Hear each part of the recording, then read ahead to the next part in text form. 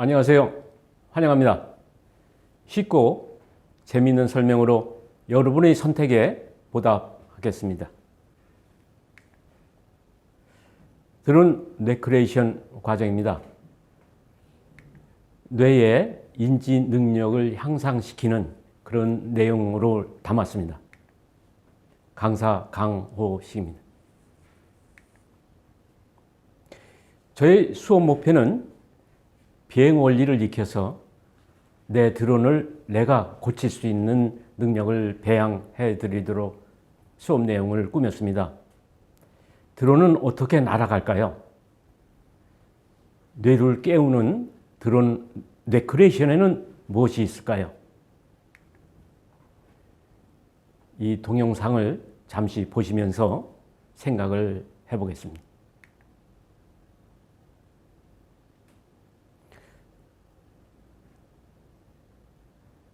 손 선풍기에서 바람이 부니까 종이가 저렇게 일어납니다.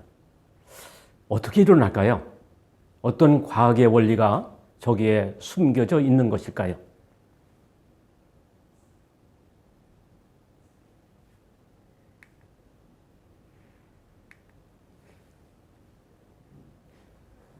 좌측에 손 선풍기는 그 위에 종이가 달려 있습니다. 당연히 바람이 불면 종이가 일어나겠죠. 근데 조금 전에 동영상에서 보신 것처럼 오른쪽에 손 선풍기는 그 밑에 종이가 있는데 바람이 부니까 종이가 일어납니다. 여기에 드론에 비행하는 양력의 원리가 여기에 숨어져 있습니다. 이 수수께끼를 풀어갈 저를 잠시 소개하고 넘어가겠습니다. 저는 초경량 비행장치 드론 국가 자격증을 갖고 있고 교관으로서 신한대학교에서 국가취득과정 자격과정을 강의를 하고 있습니다. 제 특기라고 하면 쉽게 내용을 여러분들에게 눈높이에 맞춰서 설명할 수 있다는 것이 저의 특기입니다. 테레비를 고친 경험이 있고 군대에서는 무전기 정비병으로 경험한 바가 있어서 지식뿐만이 아니라 경험을 바탕으로 지혜를 전달하고자 합니다. 제가 갖고 있는 드론은 드론 축구공입니다. 여러분들 조금 전에 동영상에서 보셨다시피 바람을 정의한다면 여러분들은 어떻게 정의를 내리시겠습니까? 국어사전을 보니까 공기의 이동이라고 설명하고 있습니다. 과연 그러면 공기는 어떠한 원리로 이동하는 것일까요? 기상도를 보면서 잠깐 우리가 힌트를 얻겠습니다.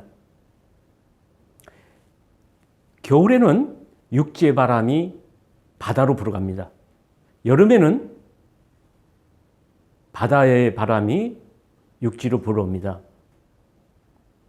우리가 이제 공기의 순환 그러면 더운 바람은 더운 공기는 위에 있고 찬 공기는 밑에 있습니다.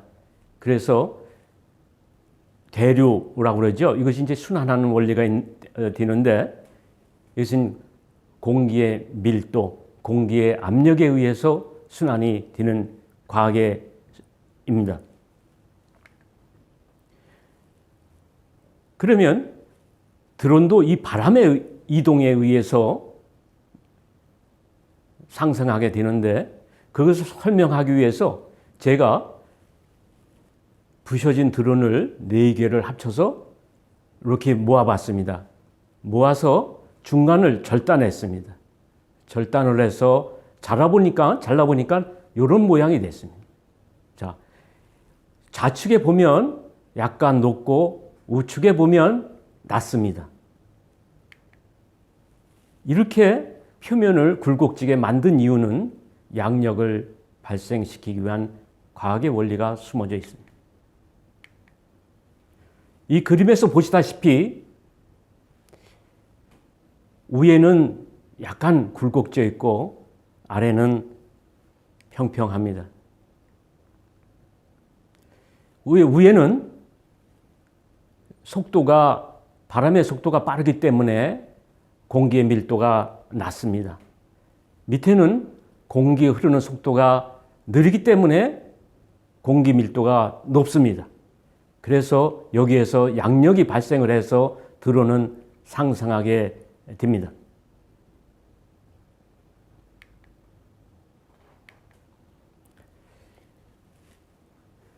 프로펠러를 보셨을 겁니다.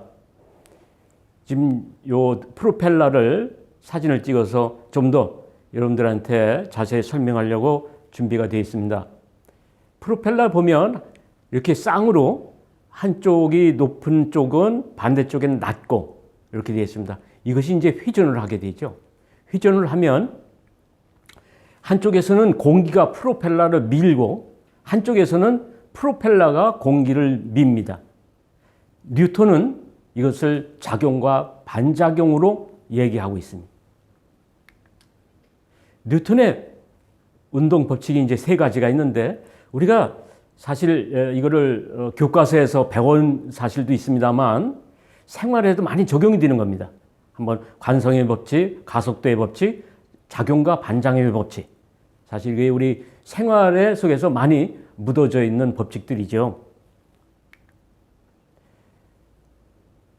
양력 발생을 또 뉴턴만 설명한 게 아니라 베르누이도 이렇게 설명하고 있습니다.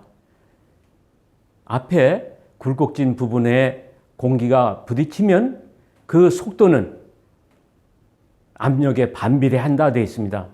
그래서 위에가 밀도가 낮아서 밑에서 공기 밀치는 힘에 의해서 양력이 발생해서 드론이 상승하게 되는 것이죠. 드론에는 이렇게 양력만 작용하는 것이 아니고 중력이 있고 또 추력이 있고 항력이 있습니다. 여기서 보시는 바와 같이 드론이 뜨기 위해서는 양력이 중력보다 커야 되겠죠. 그래서 프로펠러가 도는 겁니다.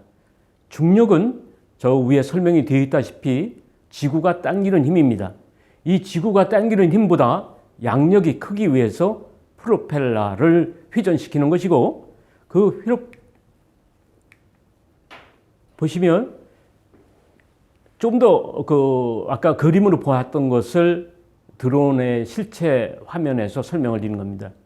양력과 중력과 추력과 항력 네 가지 힘이 만약에 같다면 이것을 호버링이라고 합니다. 호버링이라는 것은 설명해 보시다시피 제자리 비행입니다. 어느 일정 높이에 계속 서 있는 건데 이것이 조종의 기본법입니다. 좌우로 우로 상하로 치우치지 않고 제자리에 있게 하는 조종법이 호버링 조종법인데 이것을 익혔다고 그러면 드론 조종의 70%는 완성되었다 해도 과언이 아닙니다. 그래서 초보 조종자들은 이 호버링 툴을 이용해서 조종 연습을 합니다. 저렇게 지금 이 상태에서 드론을 띄우면 중간 정도입니다. 그래서 이 상태로 계속 조종기로 유지시키는 것을 연습을 하고 있는 사진입니다. 조종기에서 그러면 한번 살펴보실까요? 조종기에는 이렇게 좌측 스틱과 우측 스틱이 있습니다. 좌측 스틱의 역할은 상승과 하강, 그러니까 이륙과 착륙, 그 다음에 좌우 회전 기능이 있고요. 그 다음에 오른쪽 스틱은 이렇게 전진과 후진, 또 좌이동, 우이동 기능이 있습니다.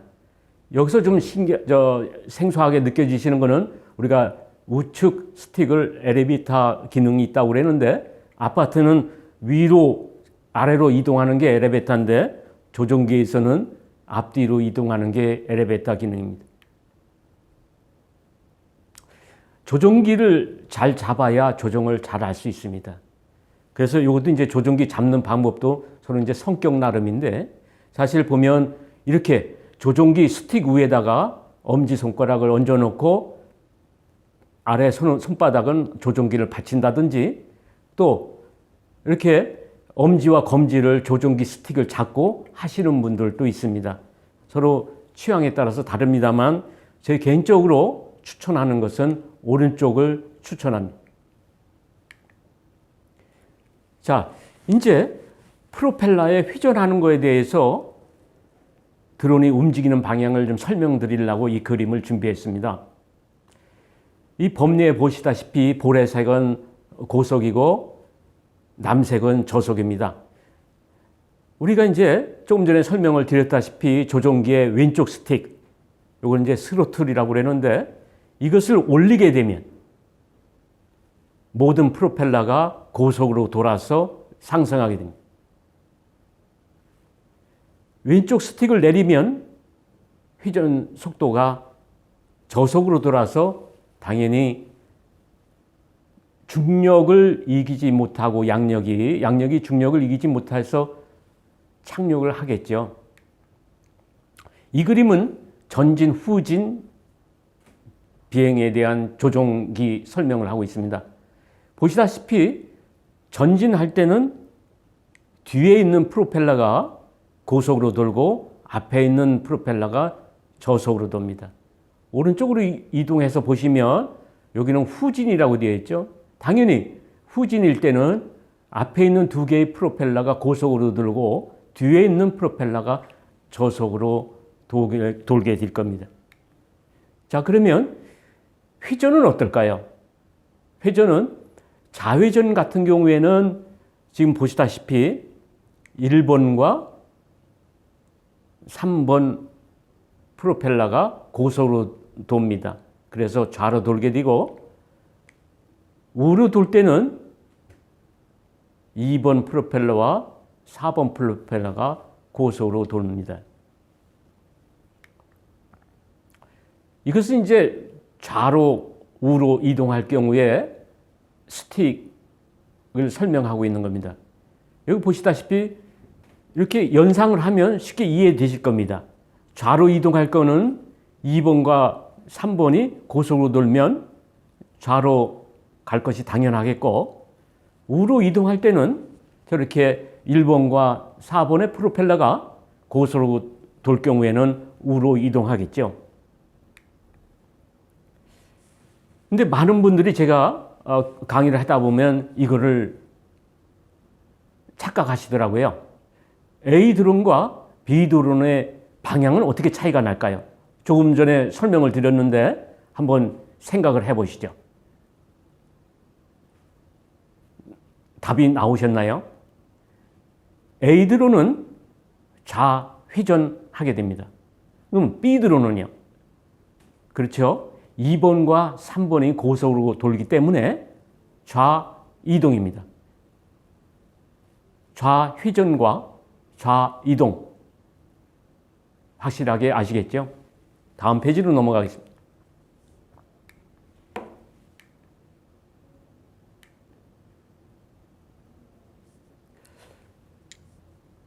지금까지 설명한 것을 좀 정리를 해봤습니다. 왼쪽 스틱과 오른쪽 스틱, 그걸 보고 계십니다.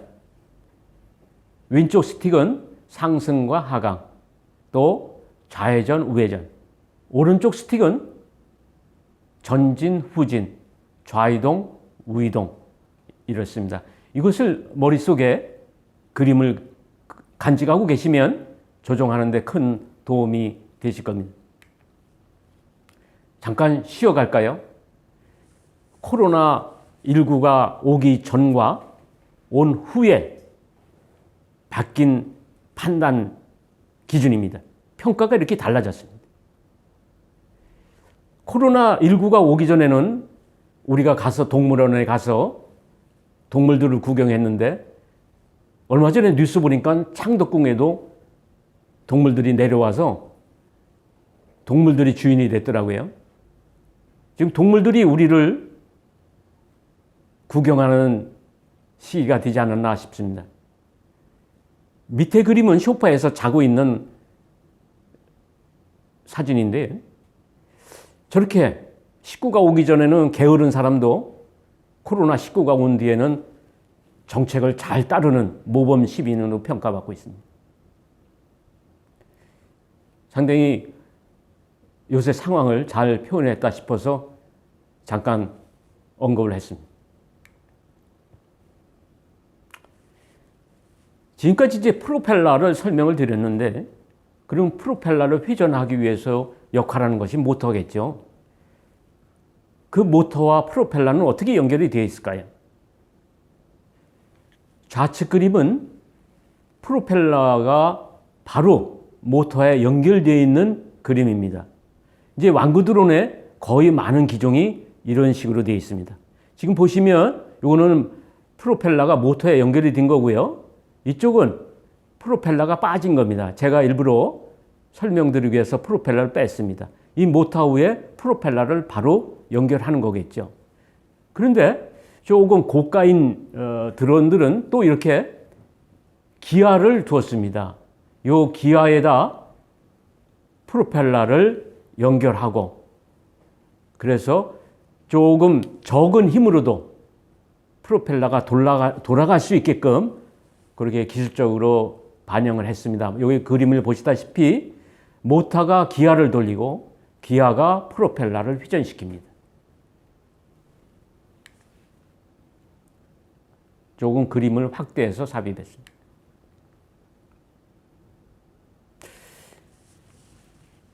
그런데 이제 드론 이게 날리시는 분들 이렇게 보면 많이들 관가하는 사항이 있습니다.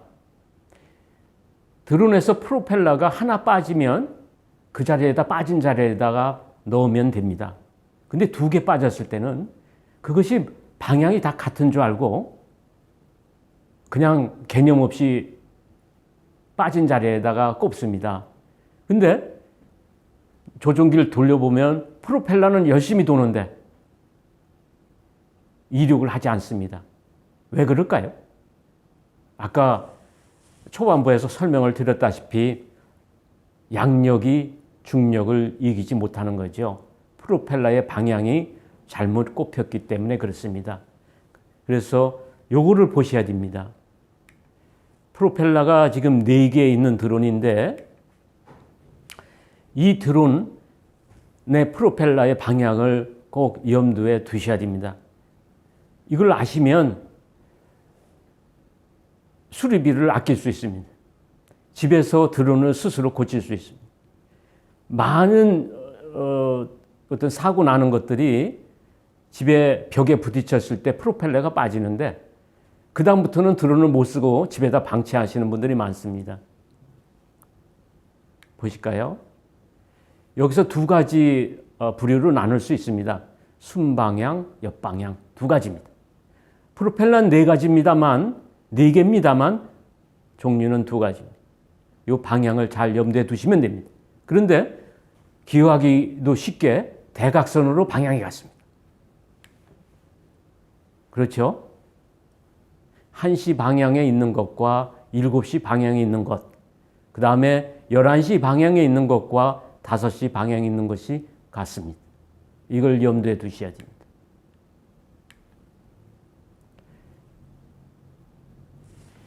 여기서 한번 보실까요? 프로펠러가 한번 도는 것을 실제 동영상을 한번 보시면서 오른쪽에 그림과 한번 확인해 보시겠습니다. 지금 11시 방향에 프로펠러가 돌고 있죠. 자, 시계 방향으로 돌았습니다. 지금은 1시 방향의 프로펠러가 반시계 방향으로 돌고 있습니다. 예. 지금은 5시 방향에 돌고 있고 7시 방향에 프로펠러가 돌고 있습니다. 잠깐 보실까요? 더 한번 확인해 볼까요?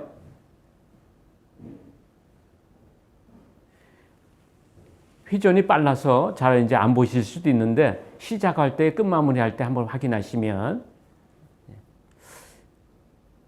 이 드론은 모터를 점검하기 위해서 하나씩 점검할 수 있는 국내 유일한 드론 중에 하나입니다.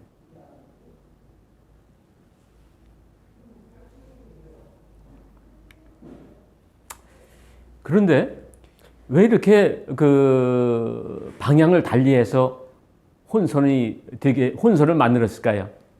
이걸 보시면 프로펠러를 한 방향으로 회전한다면 과연 어떤 결과가 초래할 것인지를 설명한 화면입니다. 자,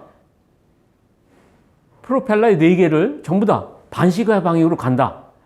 그랬을 때는 중간의 그림처럼 그 반시계 방향의 반대로 힘은 작용합니다. 이것이 뉴턴의 작용과 반작용의 원리에 의해서 이렇게 힘은 오른쪽으로 작용합니다. 결국 그래서 드론은 프로펠러를 4개를 다 한쪽 방향으로 하게 되면 드론은 그 반대 방향으로 휘전만 합니다. 날아가지 않고 이렇게 휘전하게 됩니다. 그래서 그 이웃한 프로펠러의 방향을 반대로 하는 이유는 발생한 회전력을 상쇄시키기 위해서 그렇습니다. 헬리콥터에서 다시 설명을 보충해 보겠습니다. 자, 헬리콥터는 프로펠러가 위에 있는 하나만 보입니다. 근데 자세히 보면 그 꼬리 부분에 날개가 또 있습니다. 이것은 왜 그러냐면 조금 전에 설명드린 것처럼 프로펠러가 좌측으로 도는데 힘은 오른쪽으로 작용을 합니다.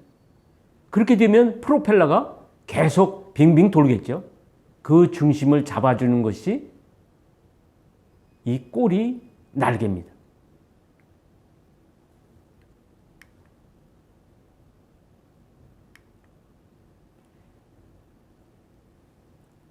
아까는 프로펠러의 회전 방향에 대해서 설명을 드렸는데 이거는 프로펠러의 모양을 이렇게 달리한다는 것을 설명하기 위해서 제가 사진을 찍어봤습니다. 그 프로펠러의 붉은색으로 표시한 부분이 프로펠러의 높은 부분입니다. 높은 부분. 자, 이렇게 엇갈리죠? 높은 부분이 엇갈려 있습니다. 자, 여기서 제가 이 프로펠러에다 이렇게 색칠을 해봤습니다.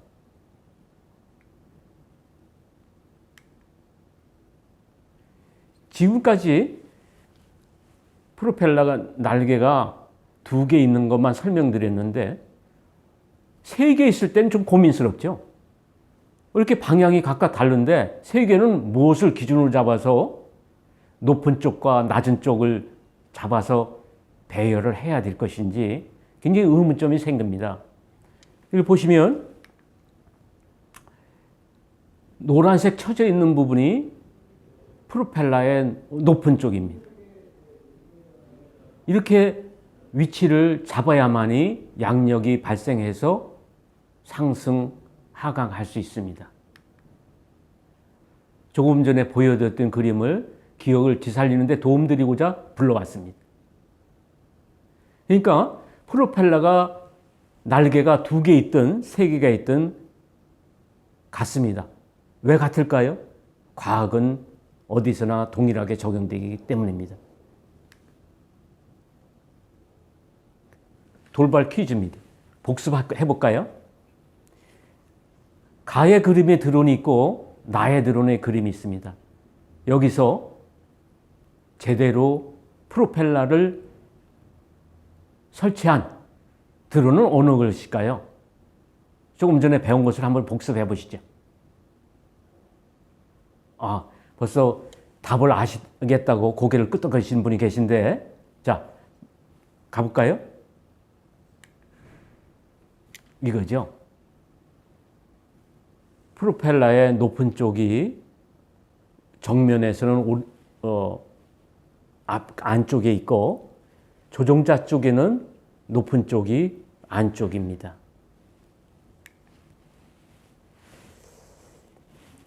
근데 프로펠러가 지금 보신 것처럼 다 4개만 있는 게 아니고 이렇게 6개짜리, 8개짜리가 있습니다. 드론 국가자격증 교육원에서는 대개 6개짜리나 8개짜리를 사용합니다. 왜 그럴까요? 그만큼 안정성이 있기 때문에 그렇습니다. 프로펠러가 4개가 있는 것은 쿼드콥터라고 합니다. 6개짜리는 헥사콥터라고 합니다. 8개짜리는 옥타콥터라고 합니다. 다 드론 합니다만 이제 드론 수업을 받으셨으니까 아, 쿼드콥터라고 옆에서 누가 그런다면 아, 그럼 프로펠러가 4개 있는 거구나. 저 국가 자격증 교육원에서는 헥사콥타 가지고 교육시켜. 그래? 우리 교육원에서는 옥타콥타인데, 그러면 옥타콥타 있는 교육원으로 가야 되겠구나. 이런 판단을 내리실 수 있을 것입니다. 우리가 이제 드론들은 합니다. 근데 드론이 법적 용어는 아닙니다. 정식 법적 용어는 초경량 비행 장치입니다. 이것이 항공안전법 제2조 3항에 언급되어 있는 법적 용어입니다. 조금 전에 우리가 이제 그 프로펠러 개수에 따라서 쿼드콥터, 헥사콥터, 옥타콥터 그랬죠. 여기서 계속 반복되는 용어가 있습니다. 콥터입니다. 그래서 우리가 지금 통칭 항공안전법에 명시되어 있는 법적 용어를 좀 더 들어가다 보면 무인 멀티콥터라는 항목이 있습니다. 그래서 국가 자격증 시험 치는 분들이 간혹 실수하시는 분들이 있습니다. 초경량 비행장치 메뉴에 들어와서 무인 멀티콥터 분류의 시험 신청을 해야 되는데 다른 항목에 신청하시는 분들이 계십니다. 그래서 초경량 비행장치 무인 멀티콥터가 정식 용어라는 것을 항상 염두에 두셔야 됩니다.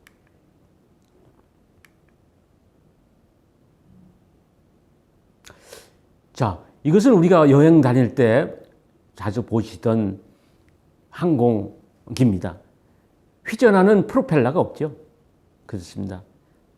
그래서 이런 경우에는 고정익 비행차라고 합니다. 잘 아시다시피 날개 익자를 씁니다. 그래서 날개가 고정되어 있다고 해서 고정익 비행차라고 그러고, 지금까지 보셨던 것처럼 이렇게 회전하는 비행체를 우리는 회전익 비행체라고 그럽니다. 그런데 양쪽 다 장단점이 있기 때문에 이렇게 회전하는 프로펠러와 고정된 날개가 있는 기종도 있습니다. 대개 군용기들이 그렇습니다. 이것은 혼합형 비행체입니다. 자, 지금까지 참 설명을 잘 들어주셨습니다. 드론 조종 잘하는 법, 과연 어떤 방법이 있을까요? 공부하려고 그러다 보면 스트레스 많이 받습니다. 놀다 보면 조종법 익혀집니다. 그래서 요새 새로 나온 신조어가 에듀테인먼트입니다. 에듀케이션과 엔터테인먼트를 조합한 단어죠. 자, 지금부터는 드론 가지고 즐기는 방법에 대해서 그 종목에 대해서 설명을 드리려고 합니다. 이렇게 여러 가지도 있고 지금 우리 프로그램이 개발된 게 여러 가지가 있고 지금도 생각하면서 만들어내고 있습니다. 지금 많이 지금 현장에서 가지고 노는 것들이 드론 축구 종목이죠. 지금 대한드론축구협회가 발족이 돼서 2025년도에 우리 전주 월드컵 경기장에서 세계 월드컵 대회 드론 축구 대회를 준비 중에 있습니다. 그 다음에 드론 컬링, 드론 윷놀이, 드론 낚시, 그 다음에 모의 소방 훈련, 여러 가지 게임들을 학교 현장이나 50+ 세대 시니어 대상으로 수업을 진행하고 있습니다. 이렇게 하면서 어떤 장점이 있을까요? 우리 잠들어 있던 뇌를 깨웁니다. 지금 보시고 있는 화면은 대한드론축구협회에서 협조해준 드론축구 골대를 보고 계십니다. 여기 보면 브루존입니다. 청팀 존인데 지금 수비를 청팀이 하고 있고 공격하는 적색의 공이 와서 굉장히 지금 수비를 뚫으려고 하고 있습니다. 저 드론공이 시속 82km 나갑니다. 페널티기 시간이 5초인데 5초에 2번 넣습니다. 자, 경기 규칙은 한 세트가 3분, 3세트 진행합니다. 2017년도에 발족이 돼서 지금 전국 국토부, 국토교통부 장관배, 육군참모총장배, 공군참모총장배 한 1년에 한 10개 정도의 경기가 치러지고 있습니다. 우리나라가 태권도처럼 드론 축구가 종주국입니다.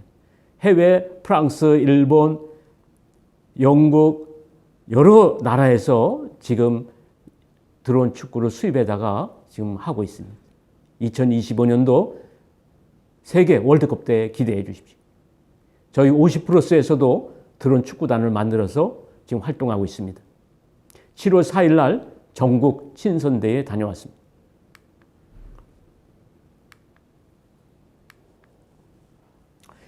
드론 컬링 게임 설명하겠습니다.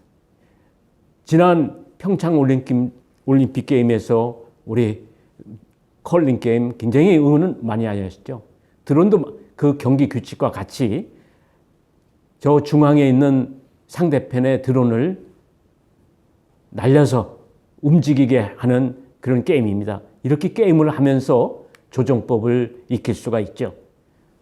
호버링 조정 연습, 저 위치에 정확하게 가기 위해서는 호버링이 잘 되고, 그렇죠? 하강도 잘 해야 될 겁니다. 장애물 경기입니다. 제가 중부 캠퍼스에서 강의할 때 우리 수강생들이 장애물 통과하는 장면입니다. 역시 뭐 다 짐작하시겠지만 이륙을 시켜서 어느 일정 시간에 저 장애물을 통과해서 착륙 지점에 정확하게 착륙하는 점수를 가지고 승리팀을 겨룹니다. 자, 이건 제가 동영상으로 한번 보실까요? 저 착륙 지점을, 이륙 지점을 좀 이륙을 해서 지금 움직이기 시작하고 있습니다.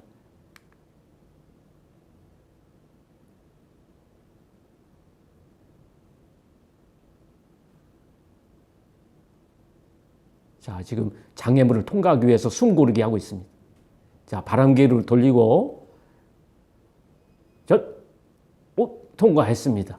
자, 착륙 지점에, 자, 저 장애물이 있네요. 벌써 하나 주사위가 있습니다. 주사위를 넘어뜨리고, 자, 그래서 이 게임을 주사위 게임으로도 할 수 있습니다. 주사위 나오는 숫자를 가지고 어느 팀이 먼저 많이 나왔습니다.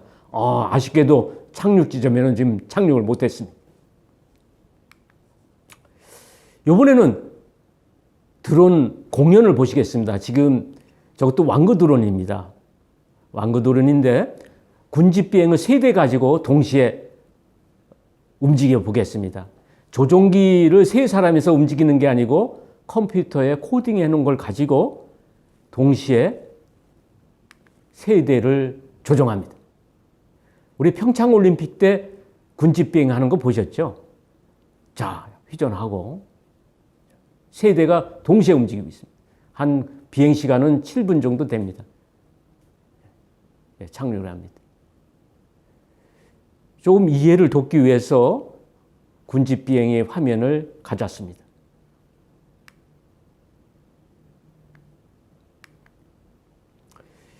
이것은 6월 25일 날 우리 서울 성남에 있는 서울 비행장에서 있었던 드론 군집 비행입니다. 저기 보시면 하늘에 어느 군인이 거수 경례를 하고 있습니다. 하늘의 카드 섹션이죠. 저게 드론 300대가 만들어내는 화면입니다. 저것도 역시 프로그래밍에 의한 코딩에 의한 명령을 줘서 드론이 저 장면을 만들어낸 겁니다. 저 장면은 나올 때 우리 순국한 국군 용사들의 유해가 지금 서울공항에 도착하고 있을 때 그분들에게 예의를 갖추는 모습입니다. 이 화면은 7월 4일 날 한강공원에 있었던 드론 300대 공연입니다. 지금 코로나로 해서 어려움을 겪고 있는 의료진을 응원하는 덕분에 라고래는 군집비행 공연입니다. 저것도 역시 코딩에 의해서 비행 공연을 하고 있는 것이죠. 어느 분들은 그래요. 저거 조종을 300명이 모여서 어떻게 저걸 조종을 저렇게 정확하게 하냐고 그러는데 그렇지 않죠. 네. 코딩의 묘미고 앞으로 그래서 유망한 직업 중에 하나가 드론 콘텐츠 제작가입니다. 예. 자, 게임 중에 하나입니다.